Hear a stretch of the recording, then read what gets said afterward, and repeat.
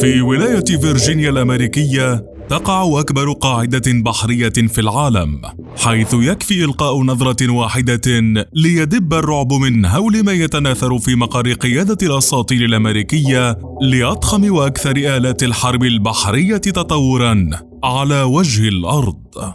هنا في قاعدة نورفولك البحرية بفيرجينيا تتزاحم فوق سطح المياه البارجات والفرقاطات وحاملات الطائرات المجهزة لعمليات القصف الذري، وفي الأعماق أيضاً تستقر الغواصات النووية. ورغم أن الولايات المتحدة تحتضن أكثر من 40 قاعدة بحرية منتشرة عبر سواحلها الشرقية والغربية، لكن فخرها الأول يبقى أنها موطن قاعدة نورفولك، أكبر قاعدة على ظهر الكوكب ومقر القيادة العليا للقوات المسلحة في منطقة الأطلسي. وهو الأمر ذاته الذي يجعل الولايات المتحدة الأمريكية تضع يدها على قلبها من غضب إلهي قد يأتي على شكل تغير مناخي في المستقبل ليغرق كل ما حملت يوما على سطحها قاعدة نورفولك الواقعة في شبه جزيرة سيويلز بوينت، وتحديدا بمدينة نورفولك، إذ إنها منذ تأسيسها في عام 1917 شيدت على مساحة حوالي 3400 فدان بهدف تجميع بعض القطاعات البحرية والجوية، لكنها سرعان ما تحولت لمقر تدريب للوحدات الجوية الأمريكية والقوات المتحالفة معها خلال الحرب العالمية الثانية في أربعينيات القرن العشرين، قبل أن تصبح اليوم الضامن للجاهزية التشغيلية لأسطول المحيط الأطلسي الأمريكي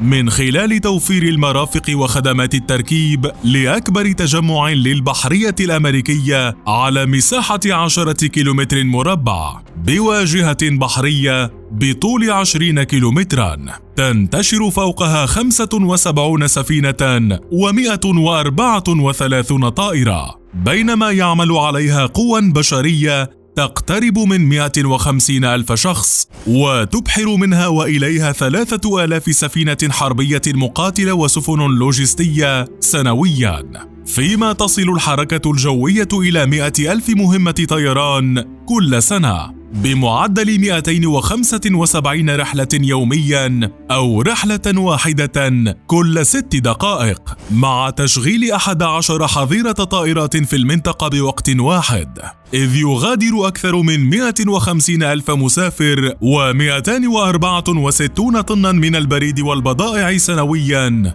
عبر القاعدة. القوة الضاربة.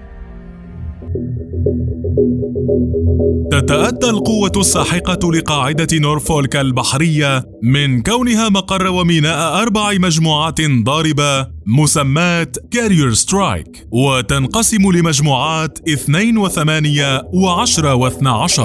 كما أن القاعدة مقر ل4 أسراب مدمرة اتخذت جميعها اسم ديستروير سكوادرون لكن بأرقام مختلفة، بينما تنتشر على امتداد مياه القاعدة البحرية 5 حاملات طائرات اتخذت أسماء رؤساء أمريكيين مثل أيزنهاور ولينكولن وجورج واشنطن وهاري ترومان وجورج بوش. كما تعد قاعدة نورفولك البحرية مقرا لأحدث 6 طرادات بالعالم، أبرزها ليتغولف ونورماندي ومونتراي. أما أبرز سفن الهجوم البرمائي والإنزال ال7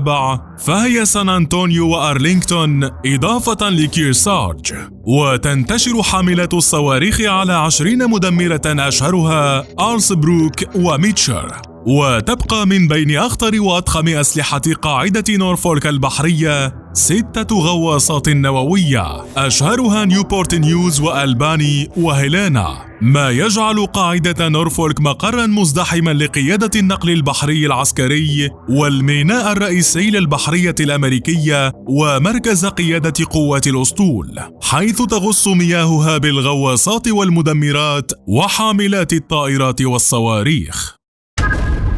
دمار رعب البحار.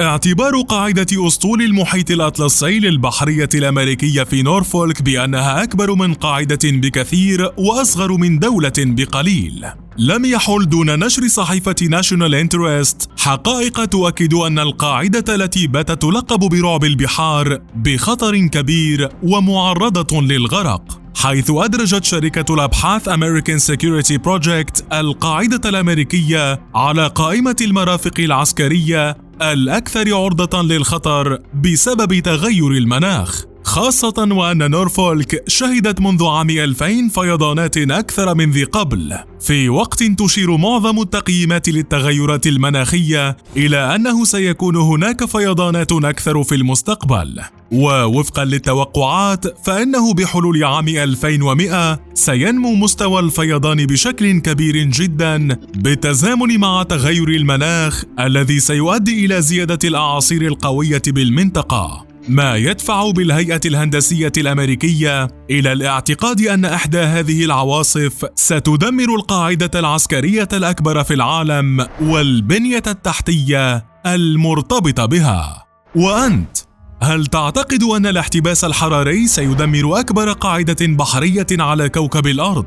أم أن الولايات المتحدة لن تقف متفرجة على دمار أخطر معاقلها العسكرية؟